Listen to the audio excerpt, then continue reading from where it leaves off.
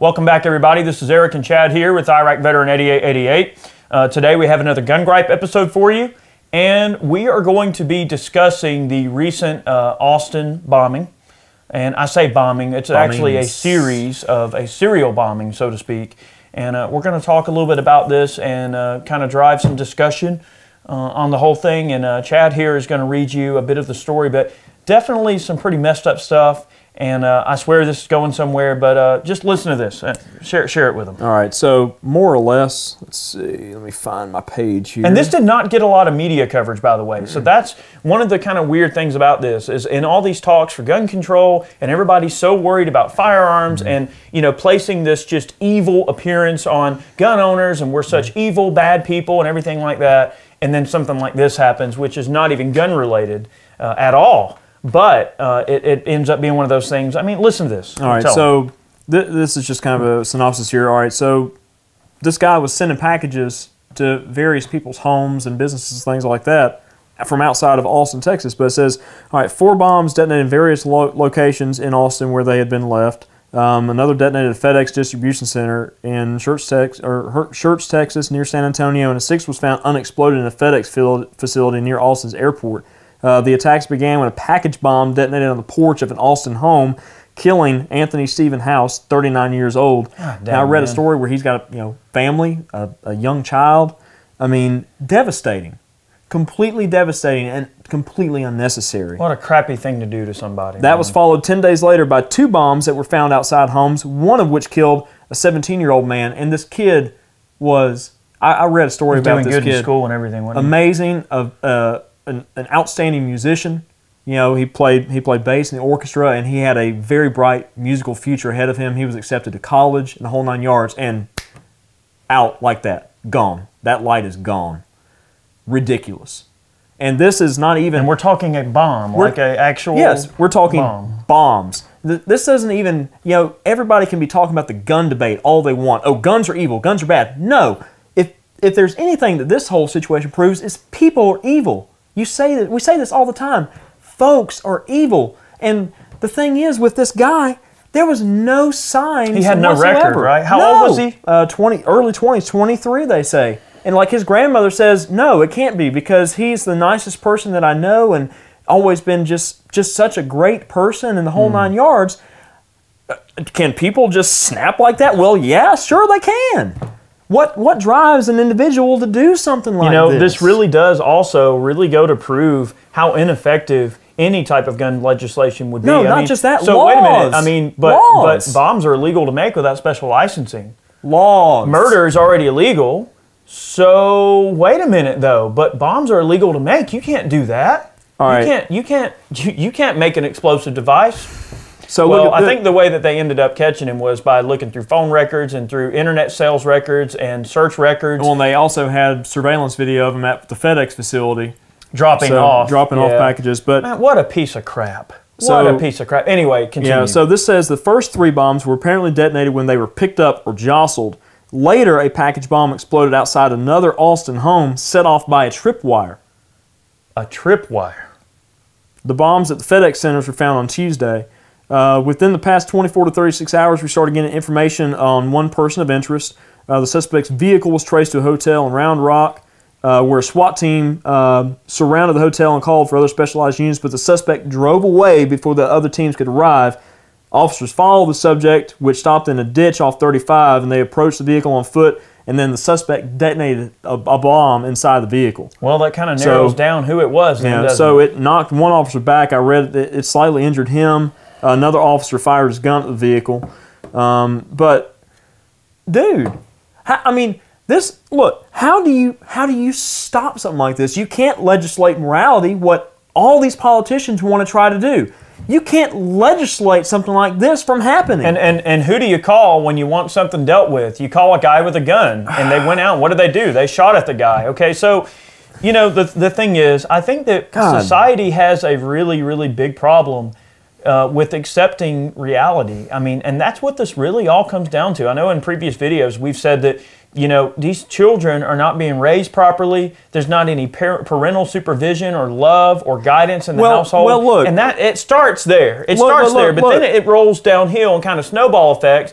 And people just, you know, because of the way that this world looks at things, some of these folks just have no regard for, you know, the lives of others. And Look, they just this do thing these evil things to people. I wouldn't even say there's no proof one I mean, way or is the there any other. motive? Does anybody No. know why he might have did it? No, there's no motive yet as of the filming of this video. Okay, so But yeah. the thing is, And this was like, what, yesterday, right, that this happened? Yes. So this is still fresh news. So But- if you're tuning into this video now, understand that this has only been like a day or so since it happened that we're making this video. but this whole thing here, like, I mean, his family is going Dumbfounded. Yeah, they just don't understand. So is that to say that he came from a household where there was not good parenting or whatever the case is? Maybe there Maybe was, not. Or But maybe. What? How do you decide, like, okay, when a person's going to snap? There was no signs whatsoever. This just started happening. You know, it's funny how, and not haha funny, but it's odd funny that so many people, you know, these parents always end up saying, well, I would have never thought that he would have done that. Or, you know, he was the nicest boy ever. And the thing is, a parent's love is a strong thing. Parents love their children unconditionally. It would not matter if you were the mother of Timothy McVeigh. That child is still your child, and you're always going to stand by your child even when they're wrong. Some people will, and you can say, oh, well, wrong is wrong. You can say it all you want, but a mother's child can do no wrong. Doesn't matter how bad they do, they are still that person's child. So yes, the natural response is going to be, but he was my son. You know, I would have never thought that he would have done something like this. And that's a very easy thing for someone who loves their child to say very much. And I get it. I understand. But there are signs that people have. You know, some people cry out for help in invisible ways that we don't ever hardly see. So, and, you know, we have to listen to these people. You know, it's just, you know, you have to be there for people. You have to extend that hand. You have to listen hard to what people are really saying, not what you want to hear when they tell you what's going on in their life. You have to really, truly listen and absorb what is going on to these people. I mean, I'm not no kind of dang, you know, redneck therapist or anything, but I'm just saying that people in this world that we live in, these cell phones and the internet age and the readily and quickly, you know, the way that information is exchanged so quickly, it removes the personal effect of relationships. And relationships is not man and woman or anything like that. Relationships between just people in general. It's easy to go, hey, meet me at the restaurant tonight. We're going to have a beer later and meet me here. And you never actually physically got on the phone and talked. Or, you know, there's this text messaging. And it makes this cold separation that really just makes the real relationships not as meaningful. You know, you might think that you have friends, but you really, you know, you don't have the friends you think you do. You know, think about the people that you like hanging around the most, right? They're people that you see on a regular basis, that you go and hang out with. Y'all do things together. Well, a family is the same way. If a child in the household is not getting any attention from the parents, or if there's that separation, I mean, and let's face it, how many times, Mom, have you said, Junior, dinner's ready, through a text message? Or, hey, pick me up something on the way home. Or, hey, while you're out, pick me up something. Not a phone call, not nothing. It's just the technology creates this separation between families and their children, and between people and their friends and each other. And that separation oftentimes can cause people to enter a very dark and oppressed place. And we don't know what kind of place that this guy was in. I'm not justifying what he did. Of course not. It's horrible to hurt people. You should not ever go to those drastic of an extreme to hurt somebody just because something bad's going on in your life. Those things are what we have to work on, not firearms, not the devices that are used. We're not going to ban trucks. You know, guns are what they are, and you're not going to ban guns. You're not going to do it no matter how much you want to. The tool is nothing there. It has nothing to do with the tool. It's everything to do with society and the people we create and the people we craft to commit these acts. I feel like, you know, you just we copied and pasted what we just talked about the other day, you know. But all right, so anyway, continue. You know, with the whole family, I mean, sorry. The bomber was a deep thinker who came from a tight family that homeschooled him. people who knew him told CNN on Wednesday. So So this is from CNN. we can assume that his Right. family situation was probably pretty solid. Or pretty normal. It's, Or maybe normal. The article here, it does say that, he came from a very normal family from all aspects. His grandmother said, if anything, he's low-key and peaceful. So, I mean, Strange. this isn't the type of description that you would think would be out there for someone who could commit such an atrocious act. Very But, strange. Like I was Be telling curious Eric, to see more information come out on I mean, this is fresh, but the thing is, like I was saying to Eric just before we started the camera rolling, but you see all these things where these kids are playing pranks and crap, and they're putting like acid and other chemicals and stuff like that in soda bottles and throwing them in people's ditches and leaf piles or whatever, and then they come outside to try to put out this fire, and they get blown acid all over them or whatever. Acid attacks. And, I mean, those things. These Kids think it's funny. but you have no idea what the consequences of this are. I mean, was he just doing it for fun? Or did he have a motive? Were these people targeted specifically? Or was it completely random? What snapped up here to cause that? What happened? But I think the giant point that, as a gun channel and as people that are pro-Second Amendment, not to politicize what happened, but we also have to look at the overall, motivating factors of our society and why we do things, why we look at things a certain way. And the thing is, it's already illegal to make explosives without special licensing. Now, an individual can make explosive devices with a federal explosives license. It is completely legal activity that is closely monitored. Yep. Now, one thing I will say, and we've actually looked at possibly getting an FEL for some time, and I've looked into it quite a bit, and I've had discussions with ATF about it. I've had discussions with various lawyers about it. And let me just drop a little bit of knowledge on you about explosives.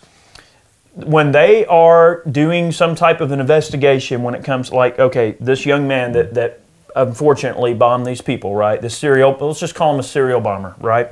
So this serial bomber, had he used some type of, let's just say a commercial explosive device, anytime one of those devices is set off, let's say that, for instance, I have a federal explosives license, and I buy some TNT to blow up some stumps with, and I go out there and I run my TMT, my det cord, my blasting cap, and I blow up the stump or whatever. All right, so let's say that piece of TNT was used in a less than, let's just say, a criminal act. All right. Well, what a person is going to do is some guy in a lab coat is going to show up, and they're going to swab the crater, and they're going to go back and they're going to test it, and there's a special residue that is left behind, a chemical signature that can actually trace that explosive down to the lot, the day it was made, and who it was transferred to on the FEL. Now, I don't know if that's common knowledge or not, but there is a chemical trace that is actually, anytime that those explosives blow up, they can swab that and analyze it, and the data will tell them where it came from, who it was shipped to, everything. And not only that, too, like if he got the explosive material, whatever it is, I mean, we have no idea. Like, we don't know what he actually used. I mean, if he had, all right, say like a buddy or whatever who gave it to him, that is completely illegal because every explosive device and material, like how many feet or inches of det cord you have, are supposed to be closely monitored and recorded. If you use 4 inches of det cord for something, guess what? You have to have a disposition. 4 inches come out of your inventory. Right. You go like, so exactly. So you have, basically, if you're a federal explosives license holder, you have what they call a magazine. And that magazine actually contains all of the explosive inventory of the business. So if somebody, like he said, say you check out 20 feet of det cord, well, then you have to go, all right, -20, all right, this is how many feet of det cord I took, and this is what I did with it. I used it to whatever, do whatever. And most of it is all like constructive based. They use it for like blasting and mining or whatever commercial purpose you're talking. Hollywood blowing productions. up stumps, productions. And that was one reason we were considering getting an FEL, was because for productions that we do, like blowing things, if let's just say if we did want to cause an explosion on YouTube, by having the proper licensing and by being licensed, I guess it would be like licensed as a prop house or as a production crew or something like that.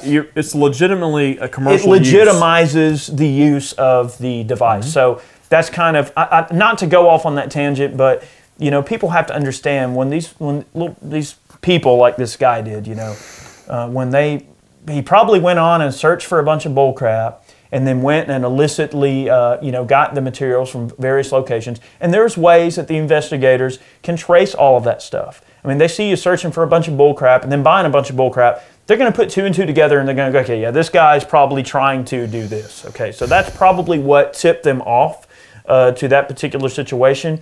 And, one thing, we have to look at the light of the situation, the bright side of the situation. Well, the bright side is this guy's no longer out there anymore. But then 2, the other side of the situation is the fact that law enforcement learned something from this. I mean, they got on top of it pretty quick. The investigative, sources and materials that they had at their disposal, they did a great job of tracking this guy down. And it's one for the team. Like, they did a great job of pooling their resources and putting together what they needed to do. And guess what? They found the guy, okay? It would have been nice to get him alive and know why he did this, or more importantly, if there were any more of the devices out there. That's one thing that's still kind of in the air, is they're like, hey, even though the guy blew himself up in the chase on 35, we still need to be vigilant and looking out in case more of these devices might still be out there that he's already sent out. So not out of the woods yet, but man, what a weird story. It's the kind of thing that makes you think, like, we get stuff shipped to us all the time. How many times you order stuff off Amazon or off eBay or just offline or whatever, and you're always having packages show up at your house. These people probably didn't even think anything about it. They're just like, well, a package? Well, I didn't order anything. Boom. And it's just senseless, and I'm just appalled. I'm so devastated, especially just thinking about the victims and their families. Someone just going about their normal, normal there's nothing thing to say. You're just speechless. You just can't fathom what those people are going through right now. Yeah. I just can't. I mean, it's a very, very touchy situation. And, I know that in these videos, we're not trying to focus on the doom and gloom and all the negative aspects, but we thought that this would be an important talking point because people need to talk about the various things. Everybody wants to point to the means, the tools that these people may or may not have at their disposal. In this case, we're talking guns, explosives, whatever, okay? It could also be a truck, or it could be an axe. It could be any other things. People want to focus on the tools, and then all these people on the anti and pro-gun side of the argument want to say, oh, well, we need to do something. We need better mental health checks. Well, not even that, but we need to do something. Well, if you want to do something, start by actually raising people right from the ground up. And I think that a lot of this, when you look at these social factors that surround what creates these people. So it's not about the tool. It's about what creates the people that want to use the tools in those ways. That's what we have to watch out for. It's not even so much about mental health as much as it is creating a young mind that's going to be strong and courageous and do the right thing and the just thing, because that's what they're taught. That's what they're shown. They're shown the right path. But if we don't stop creating people that do these things, the tools are relevant. And that is where our society is really going wrong on this whole thing, is they don't understand, or they don't want to understand. They want to hide their head in the sand from the fact that it is not the tool that does this. They created the people that do this. Whether they realize it or not, they have created these people. And this thing starts in the household and has nothing to do with the tools and everything to do with the people that we raise and the people we create. You're responsible for the young men and women that you create in this world and the minds that you shape and all of the things that you put in these people's heads. You have to be a role model for the youth of your country and show them the right path. Well, and that's not happening. If crooked Hillary had her way, the state would be raising our children and not us. Yeah, that's what Hillary says, that raising your children is a job of the state, not of the parent. Let's see how far that's getting us. And then they want more laws? What does that sound like? I mean, am I the only person that thinks this way? Guys, come on.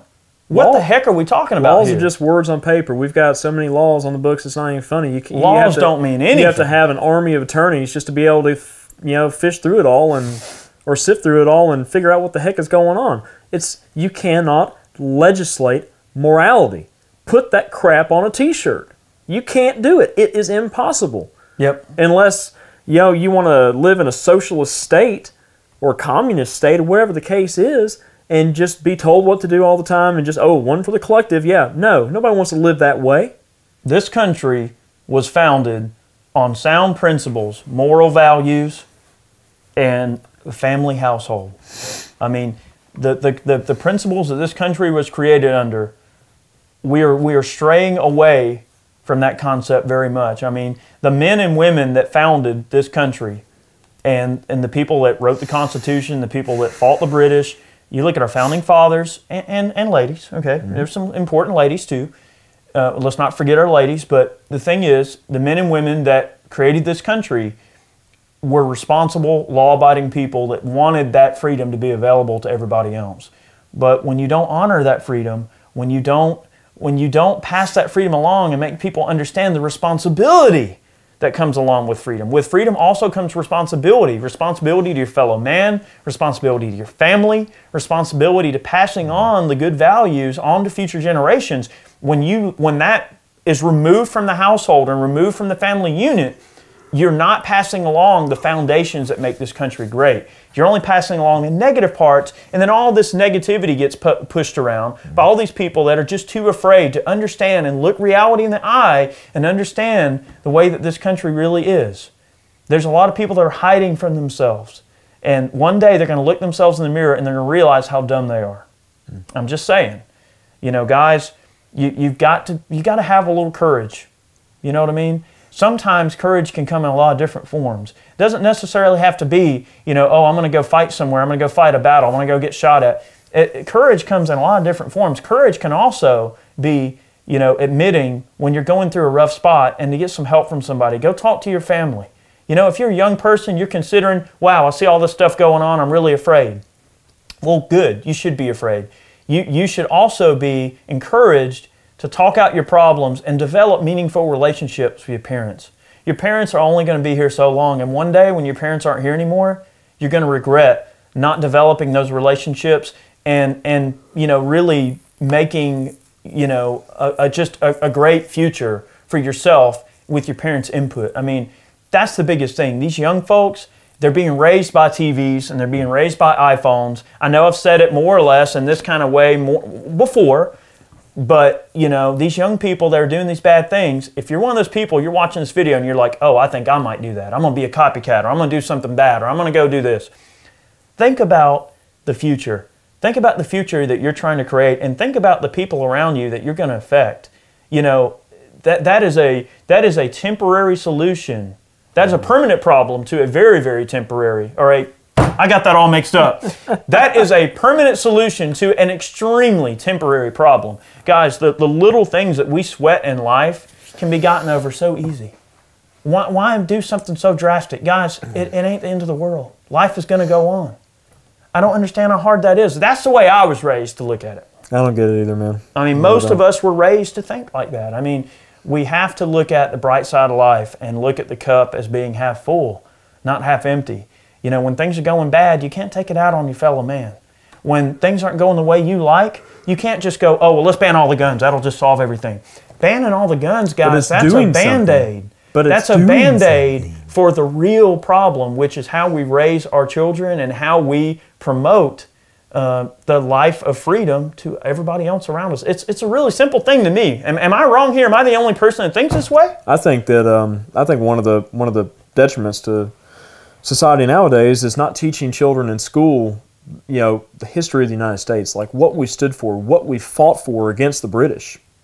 I mean, what happened? Just history. The history of the founding of this country. Teaching gun safety in school, that's a good idea. The people who founded this country, the reasoning behind the Bill of Rights, the Constitution, what it all stands for, what it means. Oh no, that's just a piece of paper. Yeah, that's just, those things are fluid. It's a fluid document. It was meant to be changed with time. No, it is a concrete document that any country could found itself upon, just like we have. Well, my thing is, too, when you look at the way that, and this is getting off on a very different tangent, and I hope that you guys understand where I'm coming from there, but anybody that has any pride in their country, there's no way that they would ever look themselves in the mirror and go, you know what, today I think I'm going to go out and hurt people. That's just not the way we're wired.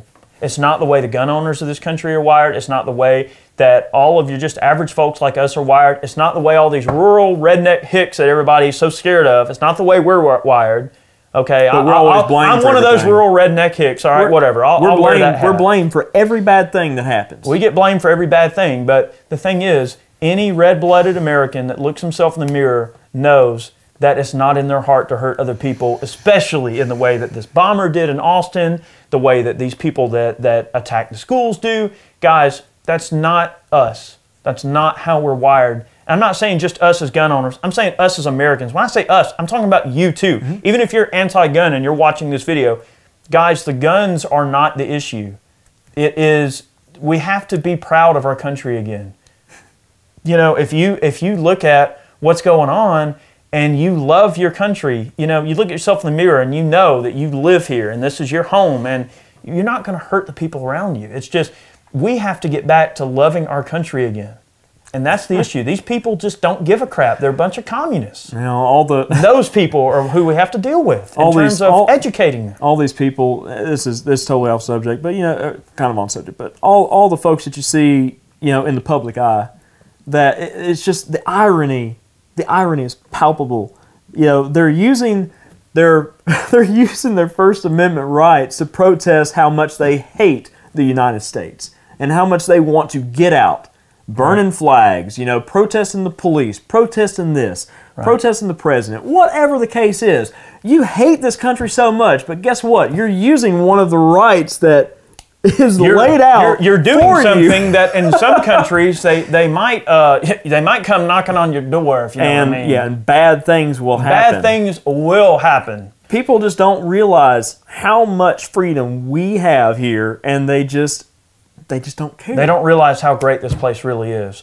It's not the land we're sitting on. It's not the area of the hemisphere we're in. It's not where we are. It's not what's around us. The people are what makes up a country. And guys, we're better than this. We are better than this, and we have to do a better job to be role models to our children so this crap doesn't happen. Guys, stop the problem where it starts, not where it ends up.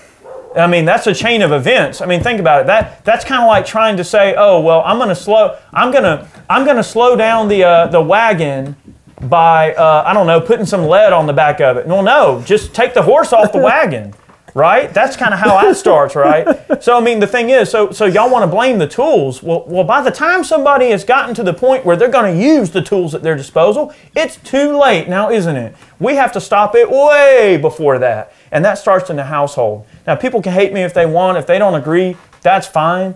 But I strongly believe that is going to be the ultimate path to the salvation of this country and solving this bullcrap. It's not guns, guys. Essential family values, we've lost a lot of that. Oh, yeah, I agree.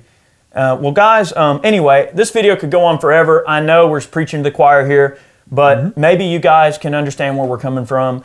This is tragic. I mean, my thoughts definitely go out to the families that were affected and to the families and law enforcement. Because look, guys, if you're working for the PD or the sheriff's department there in Austin, and you're one of the people that dealt with this, I know how hard that had to have been to go. All right, you know how tense that situation had to be for you, wondering that if an explosive device is just going to blow up at any minute. Well, yeah, you almost feel helpless, like and what not can you knowing do? What's going on. I know that situation has to be really rough for you to deal with, but just know that your country supports you, and we're behind you, and all of our men and women in uniform that we support and care about you guys very much, and the populace at large. We care about their well-being very much. So if you're one of the law enforcement people that dealt with this, understand that your country supports you. Don't listen to what all these dummies say about law enforcement, guys. The people that matter, we support you, and we know that dealing with this was probably a giant headache, and we hope that this can be resolved and everybody can move on with their lives. But